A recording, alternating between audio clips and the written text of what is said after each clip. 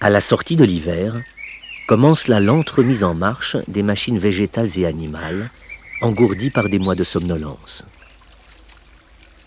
Les crapauds communs et les grenouilles rousses font partie des éveillés précoces et paraissent ne pas croire encore à l'arrivée du printemps.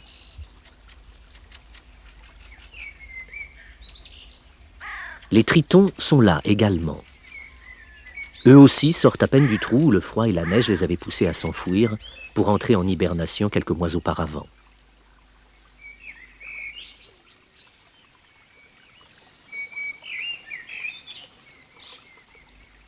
Après des mois de sommeil, ils paraissent bien hésitants, comme s'ils devaient réapprendre les odeurs, les formes des lieux qui leur sont si familiers. Pourtant, il n'en est rien, car les tritons connaissent tous les secrets de l'orientation. Ceux-ci leur permettent de faire un lent et parfois très long voyage, celui qui les mène tous les ans à cette époque, sur leur site de reproduction. Le but de leur pèlerinage est situé à plusieurs centaines de mètres, parfois à des kilomètres de leur refuge habituel. C'est une simple flaque d'eau, le plus souvent une mare ou le bord d'un étang, au fond duquel les tritons changent totalement de vie.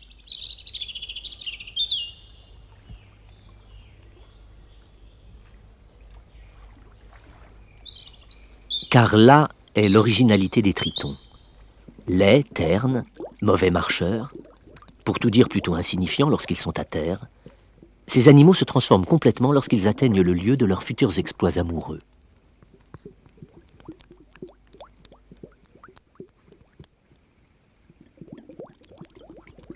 Tout d'abord, une certaine aisance à se mouvoir dans le milieu aquatique remplace la maladresse de la démarche terrestre. Ensuite, les robes terreuses et ternes, communes à toutes les espèces de tritons lorsqu'ils sont au sol, se muent en des costumes infiniment plus séduisants, portés par les mâles.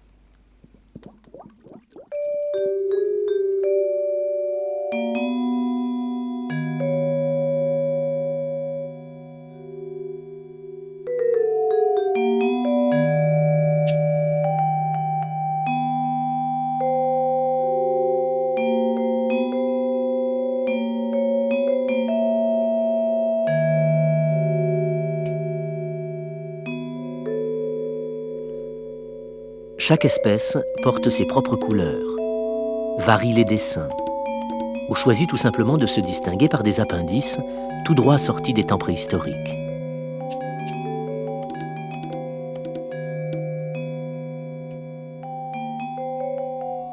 Dans le monde animal, l'apparition d'une telle débauche de formes et de couleurs n'a souvent de sens qu'au service d'une nécessité impérieuse. Dans ce cas, il s'agit bien sûr des parades amoureuses.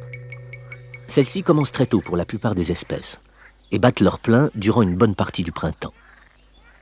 Au terme de leur voyage, les tritons de différentes espèces se retrouvent donc par centaines au fond des mares ou de l'eau peu profonde des étangs. Les premières manifestations de leur frénésie amoureuse démarrent alors immédiatement. Les parades nuptiales de la plupart des tritons obéissent à des rites très précis.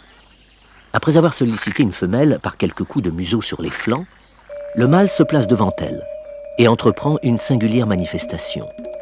Solidement campé sur ses pattes, il replie sa queue et en agite frénétiquement l'extrémité.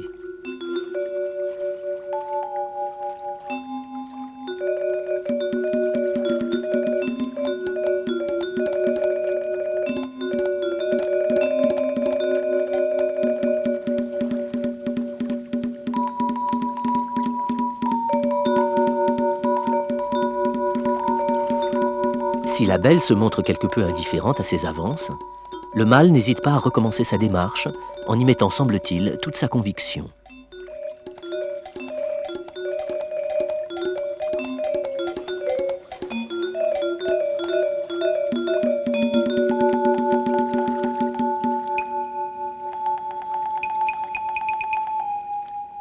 D'autres espèces utilisent les mêmes manifestations, avec des rythmes et des intensités différentes, mais tout aussi efficaces sans doute. Les mâles doivent répéter leur danse de nombreuses fois devant plusieurs femelles, avant de trouver une partenaire réceptive à leurs avances. Lorsque l'affaire est enfin conclue, la tritonne se place derrière le mâle. et suit ses déplacements pas à pas.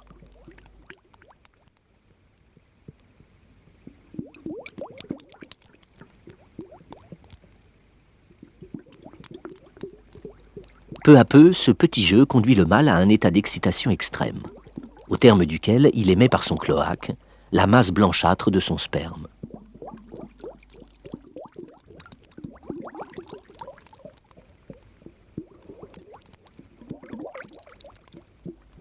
À la sortie des organes génitaux, la semence des tritons s'entoure d'une gangue gélatineuse.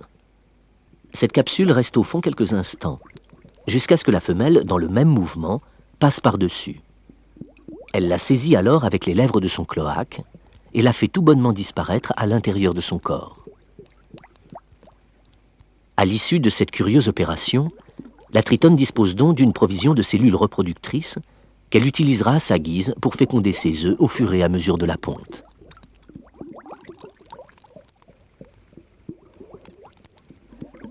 Les femelles de tritons déposent leurs œufs sur la végétation aquatique, mais avec d'infinies précautions. Elles passent tout d'abord de longs moments à choisir en tâtonnant la branche, et surtout les feuilles, qui auront l'honneur de recevoir un œuf. La vue, l'odorat, le toucher semblent jouer à ce moment un rôle important. Après de longues hésitations et plusieurs essais infructueux, chaque tritonne parvient à trouver le lieu idéal et se décide enfin à pondre. L'opération se fait avec une précision et une délicatesse surprenantes chez ces animaux plutôt primitifs. Les pattes arrière se transforment en de véritables petites mains expertes qui massent, pelotent et plient avec minutie les feuilles pour former une petite corbeille dans laquelle l'œuf est déposé.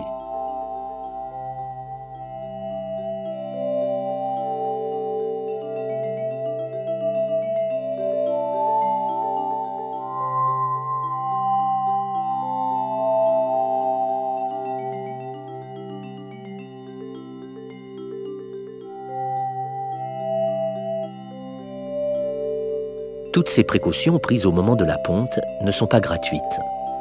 Elles permettent aux œufs d'être dissimulés à la vue des nombreux prédateurs qui hantent le milieu aquatique.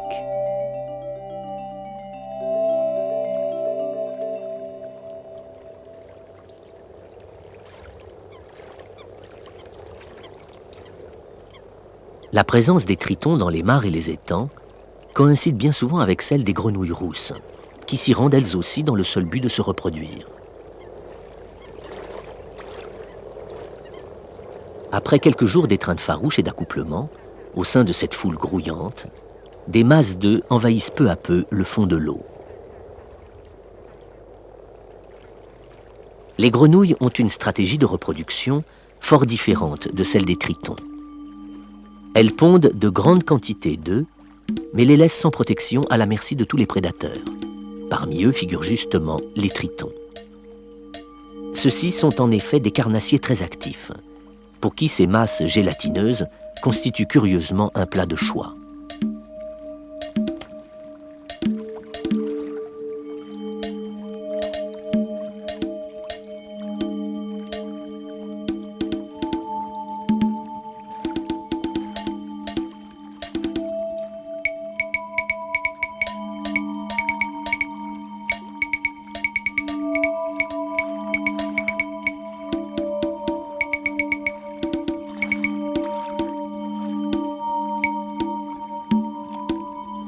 Quelques semaines plus tard, les tritons continuent encore à exercer leurs méfaits à l'encontre des grenouilles. Des milliers de têtards envahissent en effet les plans d'eau et sont autant de proies assez faciles à capturer, sinon à avaler.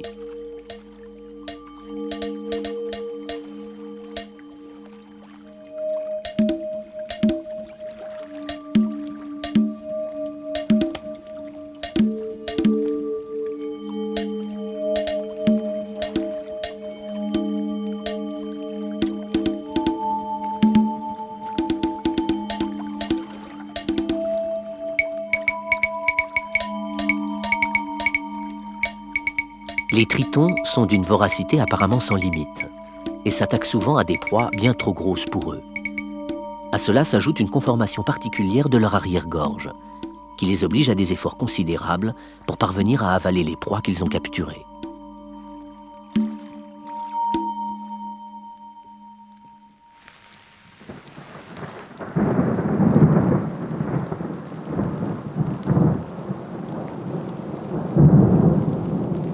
Les salamandres entrent en activité en même temps que les tritons, mais sont moins nombreuses et infiniment plus discrètes.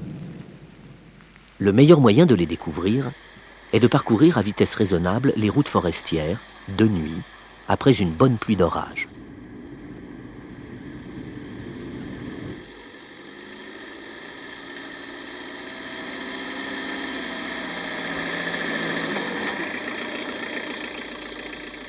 Lorsqu'on les rencontre au hasard sur les routes, à cette époque de l'année, les femelles de salamandres tachetées ont quitté leur territoire habituel. Elles sont à la recherche d'un point d'eau dans lequel elles mettront bas leur progéniture. Les salamandres ne sont pas très difficiles quant au choix de leur lieu de ponte.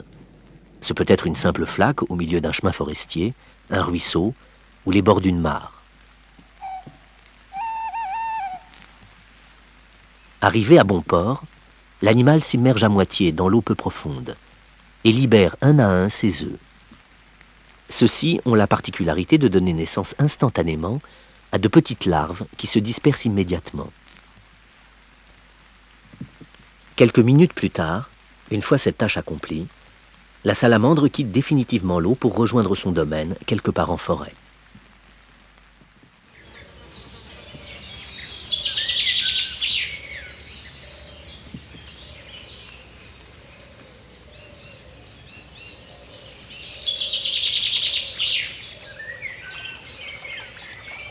Au milieu du printemps, la plupart des points d'eau forestiers auront été utilisés par les visiteuses nocturnes.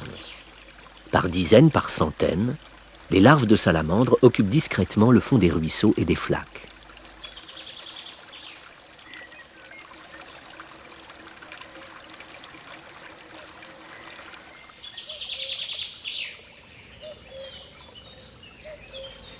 Qu'elles vivent dans le courant limpide d'un ruisseau ou dans l'eau glauque d'une ornière, les larves de salamandres ont besoin d'oxygène pour vivre.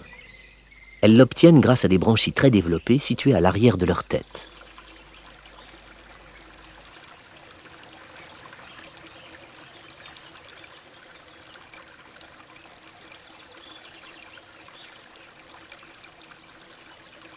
Les larves de salamandres restent dans l'eau pendant plusieurs semaines, durant lesquelles elles doivent faire face à des prédateurs occasionnels. Leur seule défense est le camouflage, art dans lequel elles sont passées maîtres. Elles sont ainsi capables de changer de couleur en fonction du milieu où elles vivent. Quant à celle-ci, difficile de dire si c'est la volonté de se cacher ou le plaisir d'un jacuzzi naturel qui l'a décidé à s'installer ici.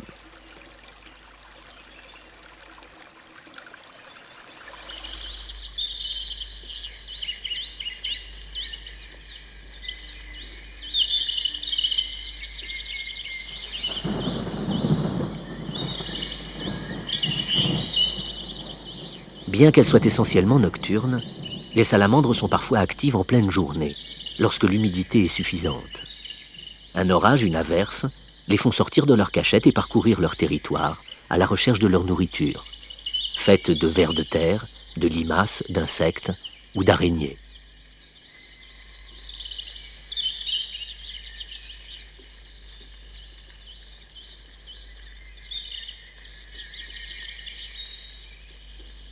Physiquement mal équipées pour les grands déplacements, les salamandres ont un domaine vital peu étendu. Elles en connaissent par contre tous les recoins et les abris dans lesquels elles savent disparaître en cas de besoin.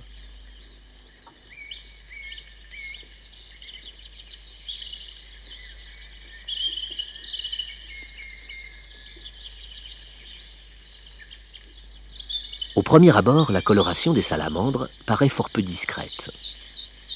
Pourtant, lorsque l'animal reste immobile sur le sol, les taches jaunes vifs et irrégulières de sa robe imitent à la perfection les éclats de lumière tombés des feuillages et la rendent presque invisible.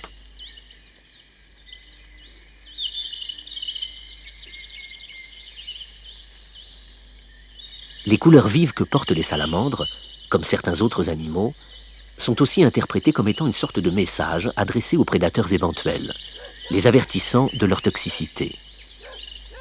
Les salamandres sont en effet capables de sécréter un poison très amer, faisant semble-t-il reculer de nombreux prédateurs sauvages ou domestiques qui évitent soigneusement de les toucher.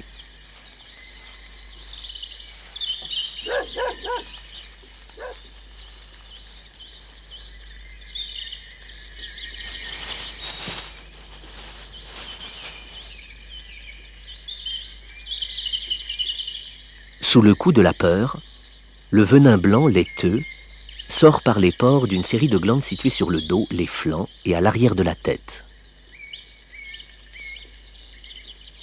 Celui-ci est à l'origine de nombreuses légendes, attribuant aux salamandres des pouvoirs surnaturels, comme celui d'éteindre le feu, au point que François Ier, roi de France au XVIe siècle, en fit son emblème.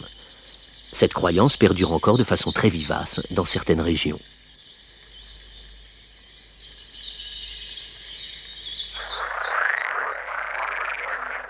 Au début de l'été, la plupart des tritons ont quitté les étangs et les mares et ont retrouvé les charmes de la vie terrestre.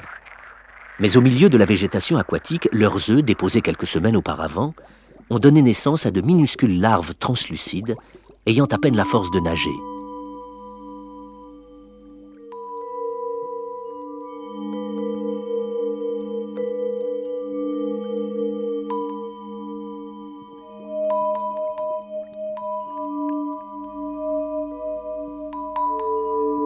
Ces délicates et minuscules machines vivantes, véritables bijoux de verre et d'or infiniment fragiles et vulnérables, passent les premiers temps de leur existence cachés dans la végétation. Puis, au fur et à mesure de leur croissance, elles nagent avec de plus en plus d'aisance et de rapidité.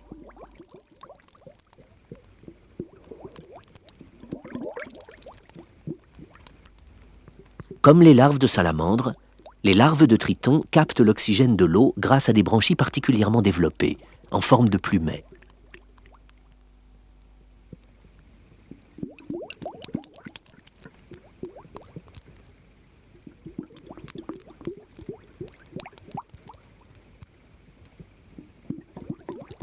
Pour ce qui est de la nourriture, les larves de tritons ont hérité de leurs parents le même tempérament carnassier.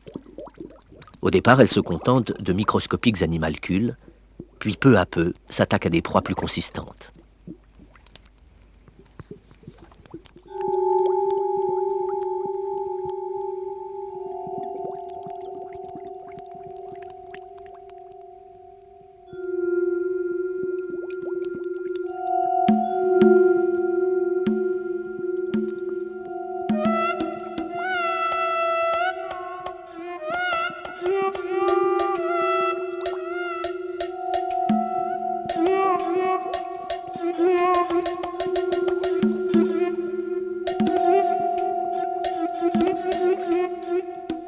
Comme les adultes, les larves de tritons éprouvent visiblement quelques difficultés à ingurgiter leurs victimes. Leurs dents microscopiques ne leur permettent ni de découper leur proie, ni de les mâcher. Elles doivent donc s'y reprendre plusieurs fois avant de parvenir à leur fin.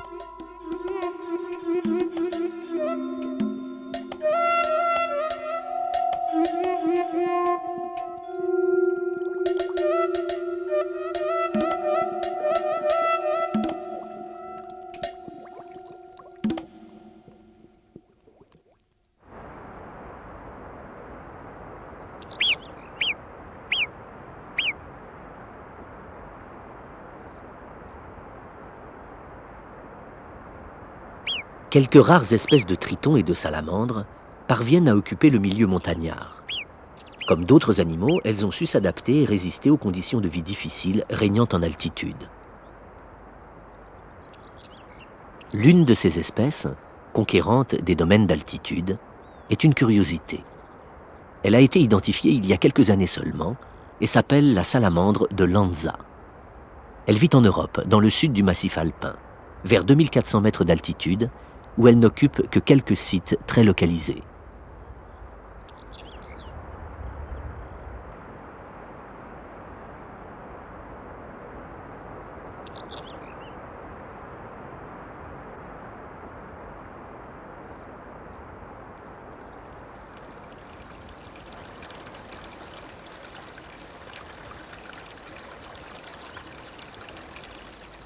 Contrairement à sa cousine de plaine, la salamandre de Lanza est entièrement noire.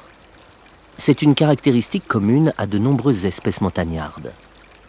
Cette coloration passe en effet pour être une adaptation à l'altitude, dans la mesure où elle permet aux animaux de capter avec plus d'efficacité la chaleur solaire dont elles ont besoin pour vivre.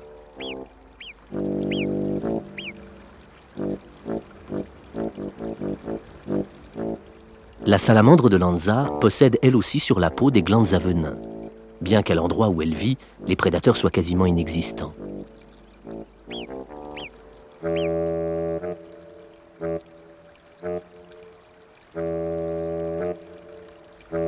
À l'heure actuelle, la biologie de cette salamandre est encore très mal connue. Elle semble sortir de son trou pendant les nuits douces et humides, ou lors des jours d'orage. Comme la salamandre tachetée, elle se nourrit d'insectes, d'araignées ou de petits vers rencontrés au cours de ses pérégrinations. Mais lorsque la lumière devient trop intense, elle disparaît dans son refuge qui est souvent une cavité ou une galerie creusée par les marmottes.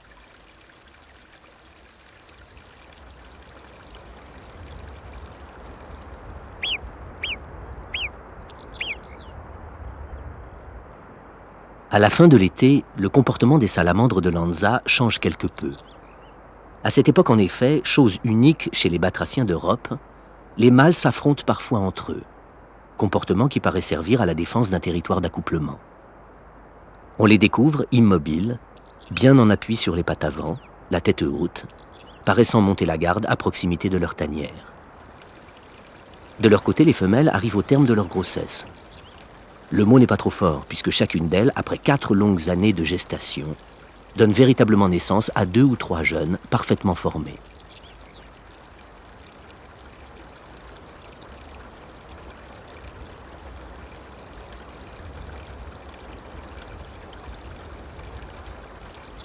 Dès leur naissance, les jeunes salamandres sont totalement indépendantes. Très vite, elles se séparent de leur mère et se dispersent dans le milieu environnant, où il leur faudra attendre 6 ans avant d'atteindre l'âge adulte.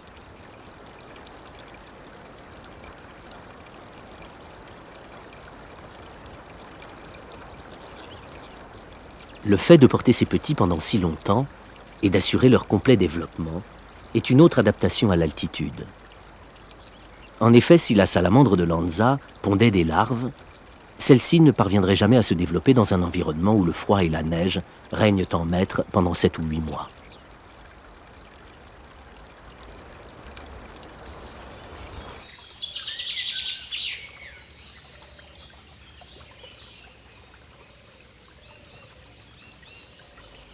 Au même moment, les larves de salamandres tachetées achèvent de leur côté leur vie larvaire et aquatique.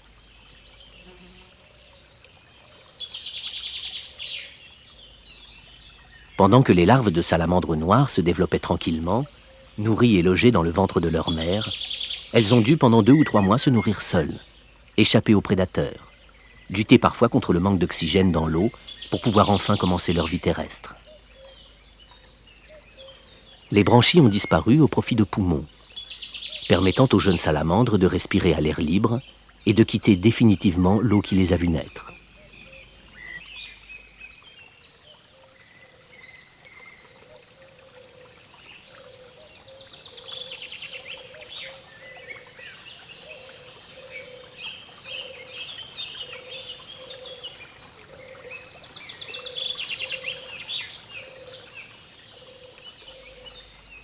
Mètre par mètre, d'abri en cachette, les jeunes salamandres gagneront la forêt toute proche. Elles sont le modèle réduit des adultes, mais devront faire face pendant 4 longues années à tous les dangers auxquels leur taille minuscule les expose, avant de parvenir à l'âge adulte, où elles n'auront plus rien à craindre.